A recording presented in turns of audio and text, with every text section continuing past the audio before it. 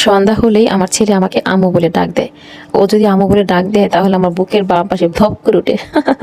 আসসালামু আলাইকুম বন্ধুরা, আশা করি আপনারা ভালো আছেন। কেন বুকের মধ্যে ধপ করে ওঠে সেটা বলবো। তার আগে আমি ইউটিউবের বিষয়ে কিছু কথা বলে নিই। আমি সন্ধ্যার নাস্তা তৈরি করতেছি, আপনারা অবশ্যই উপভোগ করবেন। আমি যেহেতু ইউটিউব নিয়ে কাজ করি, সেক্ষেত্রে ইউটিউবের বিষয়ে কথা বললে সবার জন্য ভালো হবে, আমি যেটা মনে করি।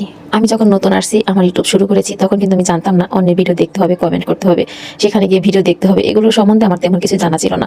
যখন আমি এক এক করে 4টি বছর পার করে এসেছি, আরও 2টা 3টা চ্যানেল আমার নষ্ট হয়ে গেছে, তখন আমি অন্যের ভিডিওগুলো দেখে দেখে খুবই গুরুত্বপূর্ণ ভিডিওগুলো দেখতাম। ইউটিউব সম্বন্ধে জানার জন্য আমি সার্চ করতাম, সেখান থেকে আমি অনেক কিছু শিখতে পারছি। তো শিখার পরে এখন আমি আস্তে আস্তে মানে ইউটিউবে কীভাবে কাজ করতে হয় সেই সম্বন্ধে ভালো জেনে গেছি। ভালো জানি দেখেই আপনাদেরকে আমি ভালো কিছু উপদেশ দিতে চাই। আমি যখন প্রথম ইউটিউবিং করি, ইউটিউবে যখন ভয়েস করতাম, আমার শাশুড়ি খারাপ মনে করতো। সে ভাবতো আমি কার সাথে জানি আড্ডা সাট করি, কার সাথে কথা বলি। তো আমি আমার শাশুড়ির সামনে ভয়েস করতাম, বলতো কি ইউটিউবে এত ভয়েস করে কী লাভ, কাজ করে কী লাভ। আমি বলতাম মা, এখান থেকে আমি ডলার পাবো, টাকা পাবো, তারপরে আপনি আর আমার মারে মার্কেটে নিয়ে যত যা মন চায় সব কিছু কিনে দেবো। তা আমার শাশুড়ি বলছিল এটা কি সত্যি কথা? আমি বলছি হ্যাঁ মা, সত্যি কথা। তারপর থেকে আমি ভিডিও করলে সে কিছু বলতো না। কিন্তু একটা একটা করে 4টা চ্যানেল যখন আমি হারাইছি, আমার শাশুড়ি মাঝে মাঝে জিজ্ঞেস করে, কি রে তুই যেন এত ভিডিও বানাস, তাই বলে টাকা পাবি কো? টাকা তো পাইলি না। তোর ভিডিও বানাতে বানাতে আমার মৃত্যু সময় হয়ে গেল, বয়স হয়ে গেল, একদিনে তো মার্কেটে নিয়ে গেলি না।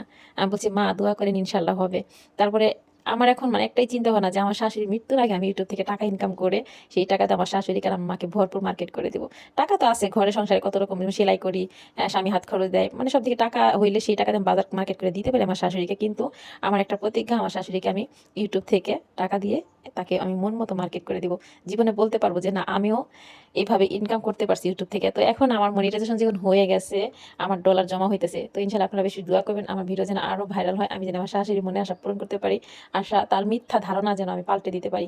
কারণ মুরব্বীরা আপনারা জানেন যে মোবাইল চালালে মাইন্ড করে, মুরব্বীরা পছন্দ করে না। তারা বলে সারাক্ষণ মোবাইলের মধ্যে কী করস, কারোর সাথে আড্ডা মারস বা সম্পর্ক করস, কেউ ভাবে বউ চলে যাবে, উল্টাপাল্টা কত কিছু না ভাবতে পারে। কিন্তু আমি যে ইউটিউবে আমার ভবিষ্যতের একটা মানে অ্যাকাউন্ট করছি, তো এখান থেকে আমি কিছু একটা পাবো, সেটা আমার শাশুড়ি কখনো বোঝার চেষ্টা করতো না। এই জন্য তার সামনে বারে বারে ভয়েস করতাম, তাকে দেখাইতাম কীভাবে কমেন্ট করতে হয়, কীভাবে লাইক করতে হয়। তাকে যদি ভিডিও করতে বলতাম, মাঝে মাঝে হাসতো। দেখবেন অনেক শর্ট ভিডিওতে আমার শাশুড়ির ভিডিও দিয়ে আছে। আমি আমার শাশুড়িকে খুব ভালোবাসি, কিন্তু ভালোবাসার পাশাপাশি আমার একটা শখ ছিল আমি একটা ইউটিউবিং করবো, সেখান থেকে টাকা ইনকাম করে আমার মাকে, আমার শাশুড়িকে অনেক অনেক শপিং করে দিব। তো সেই আশাটা পূরণ হতে চলছে। আপনারা সবাই বেশি বেশি দোয়া করবেন, আমি যেন আমার এই ছোট্ট জীবনে আমার শাশুড়ির স্বপ্নটা পূরণ করতে পারি। তো যদি এইরকম স্বপ্ন আপনারা পূরণ করতে চান, অবশ্যই বারে বারে একটা কথাই বলে যাই যে অন্যের ভিডিও বেশি করে দেখুন, সুন্দর বড় করে একটা কমেন্ট করুন, লাইক করুন, পারলে শেয়ার করুন। পরোপকারী ভালো, আপনি অন্যকে উপকার করবেন, আপনাকে আল্লাহ অন্যদিকে সহযোগিতা করবে। তো পরের জন্য কথা আছে না, পরের জন্য কুয়া করলে নিজেরই পড়তে হয়। পরের জন্য কখনো কুয়া করবেন না। যদি কেউ কারো ভিডিও ভাইরাল হয় কখনো দেখে আপনি রাগ করবেন না, মনে কষ্ট পাবেন না। আর তাকে দেখে উৎসাহ জাগাবেন, মনের ভিতরে উৎসাহ আনবেন যে উনি যেহেতু পারছে, আমি কেন পারবো না। তো এরকমভাবে চেষ্টা করবেন, দেখবেন হয়ে যাবে। আর এই কথাটা আমি অনেক পরে বুঝেছি যে অন্যের ভিডিওতে মানে কমেন্ট করলে, লাইক করলে নিজের ভিডিও ভাইরাল হয়। আগে আমি এটা বিশ্বাস করতাম না, কিন্তু এখন আগে আমার শর্ট ভিডিওতে মাত্র 2টা একটা কমেন্ট আসতো, তারপরে অন্য বন্ধুদের ফোন করে বলতাম, কিরে তোরা আমার ভিডিওতে কমেন্ট করতে পারস না? অন্য আপুদের ভাইয়াদের ভিডিওতে কত কমেন্ট আসে, আমার ভিডিওতে কোনো কমেন্ট আসে না। তবে যাদের কাছে আমি সাজেশন চাইতাম তারাও সাজেশন দিতে পারতো না, মূলত তারা ইউটিউবের বিষয়টি কিছু জানতো না। পরে আমি মানুষের অন্যের ভিডিওগুলো দেখে দেখে যখন আমি শিখেছি, এখন আপনারা ঢুকে দেখবেন আমার শর্ট ভিডিওতে কত কত কমেন্ট, আর সবাই এত সুন্দর সুন্দর কমেন্ট করে, দেখে খুশিতে আমি আত্মহারা হয়ে যাই।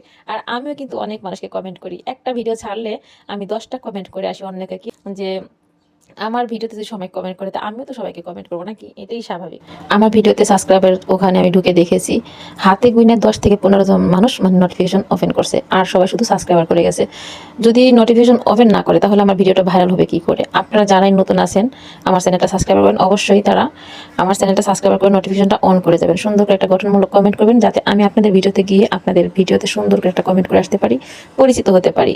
কারণ হচ্ছে এটা, যে ভিডিও দেখেন, খবর দেখেন, ফানি ভিডিও দেখেন, মানে যে ধরনের ভিডিও আপনি দেখেন না কেন, সুন্দর একটা গঠনমূলক কমেন্ট করে আসবেন, তাহলে সবাই আপনাকে চিনবে। ভোটের দিন যদি মানুষ মানে ভোট চাইতে না যেত, ভোটের মাসে যদি ভোট চাইতে না যেত, তাহলে তার মুখটা কেউ চিনতো না, তাকে জানতো না, ভোট কাকে দিবে সেটাও বুঝতে পারতো না। ভোটে দাঁড়ালে কিন্তু বাড়িতে বাড়িতে গিয়ে ভোট চাইতে হয়, খাওয়া নাই, লোয়া নাই, ঘুম নাই, মাঝে মাঝে টাকা পয়সাও বিলাইতে হয়। তো আমরা যদি উদাহরণ জিনিসটা বুঝি, যে উদাহরণ দিয়ে জীবন চলে, আসলে সেই উদাহরণের কথাটা ভাবতে হবে যে আমার যদি জয়ী হইতে হয়, বড় হইতে হয়, তাহলে সবার সাথে পরিচিত হতে হবে।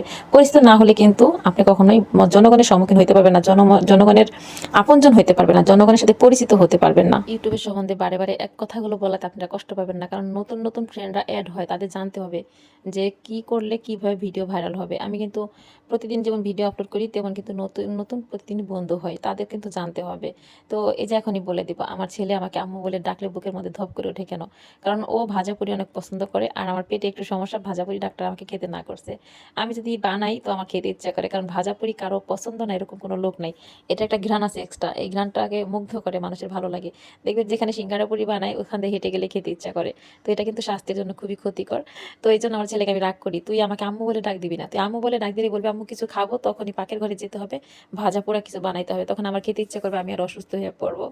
তো বন্ধুরা সবাই ভালো থাকবেন, আসসালামু আলাইকুম। কোনো খারাপ মন্তব্য চাই না, ভালোবাসা দিবেন, ভালোবাসা নিবেন।